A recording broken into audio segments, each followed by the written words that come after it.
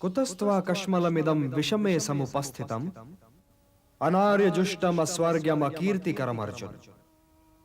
केशव, मेरा नाम लेकर मुझे पुकारने से पहले यह बताओ पार्थ कि इस समय जब विनाश के बादल चारों ओर से उमड़ आए हैं और धर्म, रक्षा और विजय की आस लिए तुम्हारी ओर देख रहा है, इस संकट की घड़ी में तुमने कायरता के इन हीन भावों को अपने हृदय में आने कैसे दिया? श्रेष्ठ पुरुष तो यूं विषाद में डूबा नहीं करते। धर्म और अधर्म के बीच संघर्ष की इस निर्णायक घड़ी में नपुंसक न बनो पार्थ, नपुंसक न बनो। हे परंतप, हे शत्रु संहारक, हे धनंजय, तुम्हारे ये भाव अनार्य हैं। ये तुम्हें स्वर्ग से गिरा देंगे और कीर्ति से भी, और तुम स्वयं ही अपने तिरस्कार का कारण बनकर रह जाओगे। इसलिए हे पार्थ, हृदय की इस दुर्बलता को त्यागो और युद्ध के लिए खड़े हो जाओ। खड़ा कैसे हो जाऊं मधुसूदन? खड़ा कैसे हो जाऊं? पितामह का वध करने के लिए खड़ा कैसे हो जाऊं? कुरुश्रेष्ठ पर प्रहार करने के लिए खड़ा कैसे हो जाऊं? जो मेरे लिए पूज्यनीय है उनसे युद्ध कैसे करूं? जिन गुरुओं ने मुझे विजय का मंत्र सिखाया उन्हें पराजित करने के लिए कैसे खड़ा हो जाऊं? इन महापुरुषों पर हाथ उठाने से तो कहीं अच्छा है कि मैं यह हाथ भिक्षा के लिए फैलाऊं। भिक्षा में मिली हुई रोटी इन महापुरुषों के रक्त से सनी भी नहीं होगी। हे ऋषिकेश, मैं तो यह भी समझ नहीं पा रहा हूं कि इस युद्ध में विजय श्रेष्ठ है या पराजय। धृतराष्ट्र पुत्र शत्रुओं की भांति मेरे सामने खड़े हैं। मैं जानता हूं कि उनका वध किए बिना जीना संभव नहीं है, किंतु हे केशव, उनका वध करने के उपरांत भी जीना सहज नहीं होगा। क्या वो मेरे भाई नहीं है केशव? बोलिए केशव। अवश्य हैं। बस केवल इतना ही कहना है आपको? तुमने केवल यही तो पूछा था पार्थ। किंतु यह युद्ध संबंधों और नातों की स्थापना या पहचान के लिए नहीं है कुंती पुत्र। अपने कर्तव्य को पहचानो और तब निर्णय लो, क्योंकि निर्णय तो तुम्ही को लेना पड़ेगा। यदि तुम ये चाहते हो कि निर्णय मैं लूं और तुम इस युद्ध के उत्तरदायित्व से बच जाओ, तो यह नहीं होगा पार्थ, कदापि नहीं होगा। क्योंकि यह युद्ध भी तुम्हारा है और इस युद्ध का परिणाम भी तुम्हारा ही होगा। मुझे कर्तव्य का मार्ग ठीक से दिखाई नहीं दे रहा केशव। इसलिए हे वासुदेव, आप मेरी आत्मा के भी सारथी बन जाइए। मैं जानता हूं कि मैं धर्म और अधर्म के बीच में खड़ा हूं, किंतु यह निर्णय नहीं ले पा रहा हूं कि धर्म किस ओर है और अधर्म किस ओर। मेरा मार्गदर्शन कीजिए केशव। इंद्रियों को सुखा देने वाले शोक से बचने का मार्ग दिखलाइए मुझे। अपनी इस मानसिक अवस्था में तो मैं युद्ध नहीं कर सकता गोविंद। गोविंद, मैं युद्ध नहीं कर सकता। न योत्स्य से गोविंदम, न योत्स्य से गोविंदम, न योत्स्य से गोविंदम। अशोचानन्वशोचस्त्वं प्रज्ञावादांश्च भाषसे गतासून अगतासूंश्च नानुशोचन्ति पंडिताः। हां पार्थ, जो चले गए वे तो चले गए, और ज्ञानी तो न जाने वालों का शोक करते हैं और न ही उनका जो नहीं गए। वे तो न विगत के लिए शोक करें और न ही अगत के लिए। तुम्हारी शैली तो ज्ञानियों की ही है, किंतु बात तुम मूर्खों जैसी कर रहे हो। शोक करने से पहले यह तो देखो कि तुम जिनके लिए शोक कर रहे हो वे तो शोक के योग्य ही नहीं हैं। तो क्या पितामह या गुरुश्रेष्ठ आचार्य शोक के योग्य नहीं है केशव? यदि वे शोक के योग्य होते तो मैं ये कहता ही क्यों पार्थ।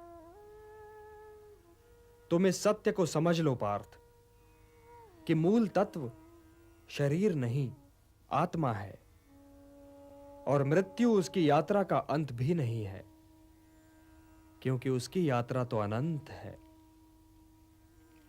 मृत्यु तो केवल एक पड़ाव है पार्थ, केवल एक पड़ाव। सांस का अंत पवन का अंत नहीं है। यूं समझो पार्थ कि प्राणी तो पहले बालक होता है, फिर वो बालक युवा हो जाता है, फिर वो युवा वृद्ध और फिर मृत्यु।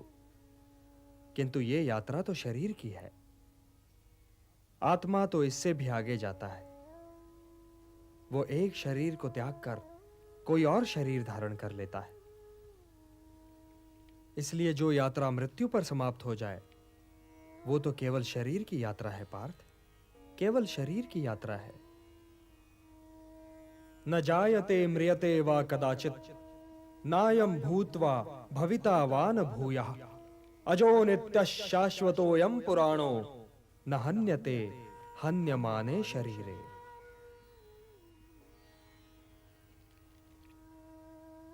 आत्मा की यात्रा तो अनंत है पार्थ, और उसकी यात्रा के एक बिंदु पर शरीर पीछे छूट जाता है और यात्री आगे निकल जाता है, और वो बिल्कुल वैसे ही कोई नया शरीर पहन लेता है जैसे हम पुराना वस्त्र उतारकर नया वस्त्र पहन लेते हैं। वासांसि जीर्णानि यथा विहाय नवानि गृह्णाति नरोपराणि तथा शरीराणि विहाय जीर्णानि अन्यानि संयाति नवानि देहि। हे पार्थ, विनाश तो आत्मा को छू ही नहीं सकता, तो फिर शोक कैसा? और किसके विनाश का? क्या वस्त्र के विनाश का? किंतु वस्त्र तो अमर नहीं होता, वो तो त्यागे जाने के लिए ही होता है। और आत्मा मरता नहीं, कभी नहीं मरता। किंतु वे जो सामने खड़े हैं, वे इस युद्ध के पश्चात सबके सब होंगे ना केशव? सबके सब होंगे ना? ये होना और ना होना क्या है पार्थ? क्योंकि वो समय तो कभी था ही नहीं जब मैं नहीं था, या तुम नहीं थे, या ये सारे लोग नहीं थे। और ना ही वो समय कभी होगा जब मैं नहीं होऊंगा, या तुम नहीं होगे, या ये सारे लोग भी नहीं होंगे। तो फिर तुम ये किस भ्रम में पड़ रहे हो पार्थ कि वर्तमान जीवन ही संपूर्ण जीवन है? वर्तमान जीवन संपूर्ण जीवन नहीं है पार्थ। हम थे भी, हम हैं भी, और हम होंगे भी। अब रहे ये सुख दुख, तो इनका क्या है? ये तो ऋतुओं की भांति हैं, आते जाते रहते हैं। हे कुंती पुत्र, जो सुख और दुख दोनों ही को समान समझे और उनसे प्रभावित हुए बिना ही उन्हें झेल जाए, वही स्थित प्रज्ञ है और वही मोक्ष का अधिकारी भी है। मात्रा स्पर्शास्तु कौन्तेय शीतोष्ण सुख दुख दाह आगमापायिनो नित्यान तान तितिक्षस्व भारत। हे भारत, मारने या मरने की आशंका से मुक्त हो जाओ, क्योंकि मृत्यु तो केवल उसी की हो सकती है ना जिसका जन्म हुआ हो। आत्मा तो कालातीत है, काल से भी परे है पार्थ। जन्म तो जीव का होता है, आत्मा का नहीं। और यदि आत्मा जन्म ही नहीं लेता तो उसकी मृत्यु कैसे हो सकती है? आत्मा तो बस है पार्थ, है। वो काल के दोनों तटों पर भी है और काल की धारा में भी। वो अजन्मा है, नित्य है, सनातन है, अविकारी है, अविनाशी है। इसलिए मारने या मरने के प्रश्न को लेकर चिंतित होना व्यर्थ है पार्थ, व्यर्थ है।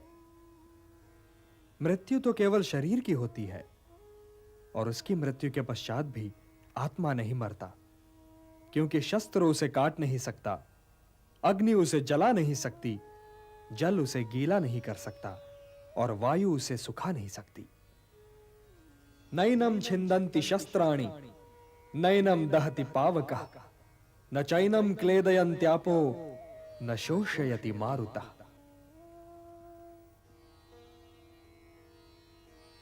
अब किस चिंता में हो पार्थ? हे जनार्दन, क्या मैं केवल एक आत्मा को पितामह कहता हूं?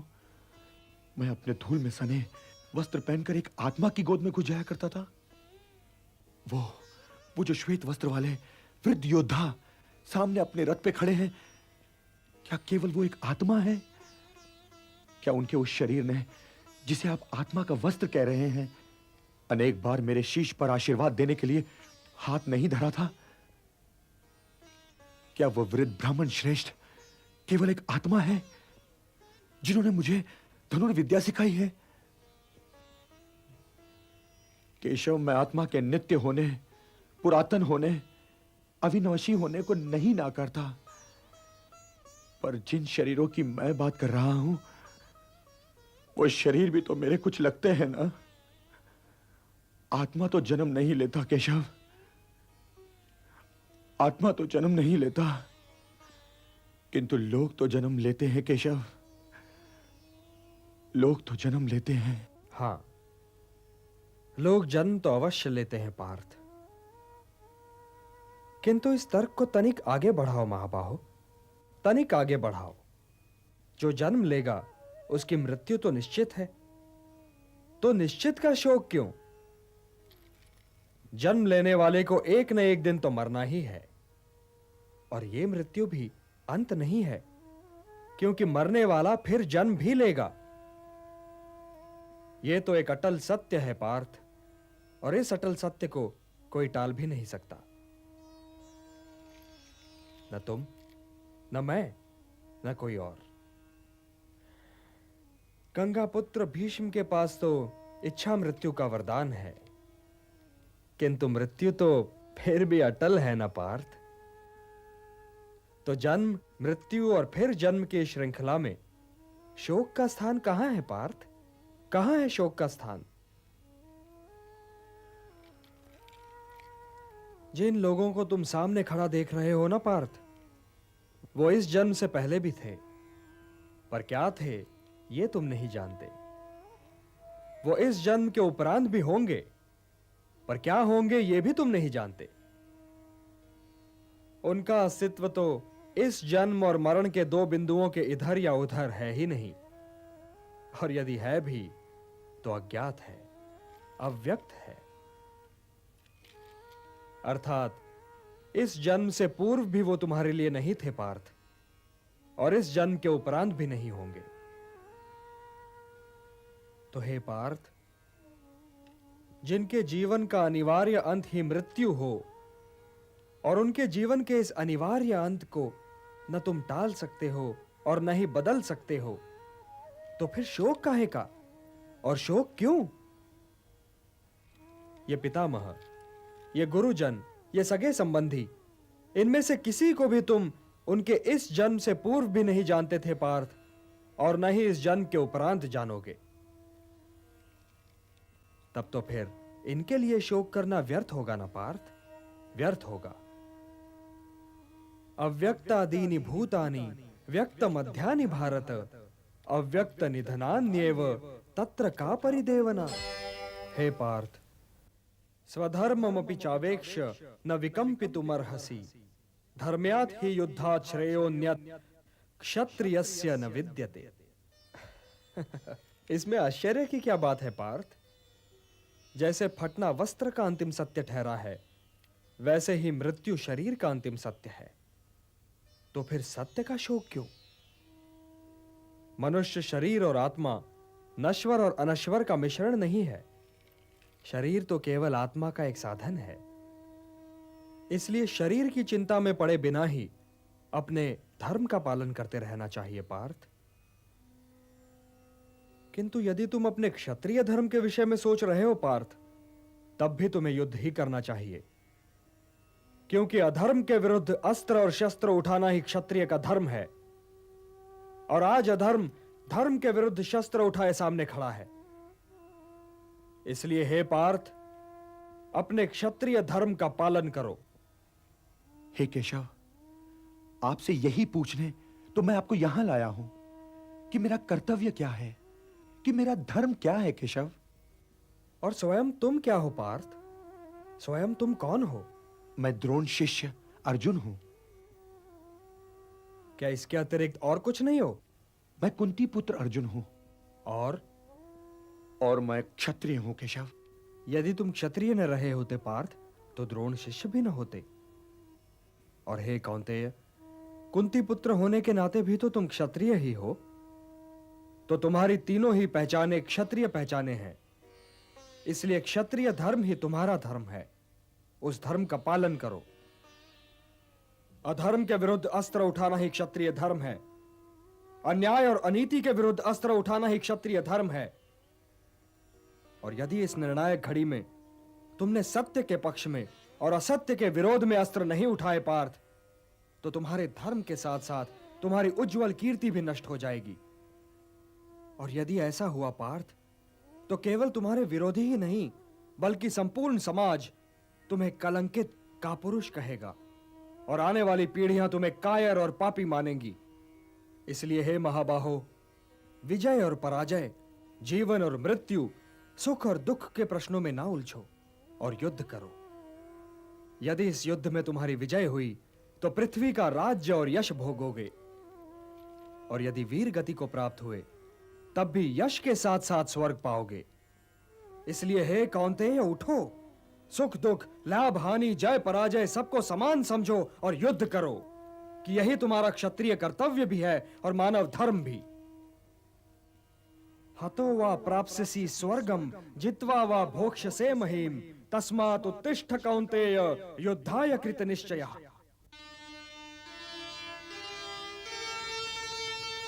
आत्मा तो मरता नहीं, मर जाती है देह। मन में तुम रखो नहीं दुविधा या संदेह,